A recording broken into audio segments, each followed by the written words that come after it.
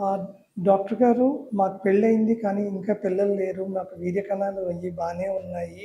మా మిసెస్‌కి నెలసరి అది కరెక్ట్‌గానే వస్తుంది. ఇద్దరిలోని ఏ ఇబ్బంది అది లేదు. కానీ మాకెందుకు కలగట్లేదు అని చెప్పేసి చూసినప్పుడు చాలామంది కపుల్స్‌లో సర్ప్రైజింగ్‌గా వాళ్ళసలు కలవటం తక్కువ, లేకపోతే అసలు కలవట్లేదన్నది కూడా కనబడుతూ ఉంటుంది. సో, బేసిక్‌గా ఇది అవగాహన లోపం వల్ల ఇది జరుగుతూ ఉంటుంది. యూజువల్‌గా స్టార్టింగ్‌లో వాళ్ళకి ఒక అవేర్‌నెస్ అది లేకుండా జస్ట్ నేను ఇన్సర్ట్ చేయాలి, లోపలికి వెళ్ళాలి అన్న ఒక తాపత్రయం ఒకటే ఉంటుంది. కానీ అది ఇద్దరు పార్ట్నర్స్‌కి ఎంజాయబుల్‌గా ఉందా లేదా అన్నది కూడా గమనించరు. సో, బాండింగ్ అనేది చాలా ముఖ్యం కపుల్‌లో. 2 అవేర్‌నెస్‌తో పాటు ఇద్దరూ కూడా ఎంజాయ్ చేయగలుగుతున్నారా లేదా అన్నది చూసుకోవాలి. సో, కంపల్సరీగా ఎడ్యుకేషన్‌లో వాళ్ళకి డాక్టర్ గారు కూడా ఫోర్ ప్లే యొక్క ఇంపార్టెన్స్ అది ఇచ్చినప్పుడు, వాళ్ళ బాడీ అవేర్‌నెస్ అది ఉన్నప్పుడు, వాళ్ళు యాక్సెప్ట్ చేయగలిగినప్పుడు ఆటోమేటిక్‌గా ఈ యొక్క ఎరెక్షన్ ప్రాబ్లమ్ కానీ, యాక్సెప్టెన్స్ ఆఫ్ ది పార్ట్నర్ కానీ జరుగుతూ ఉంటుంది. సో,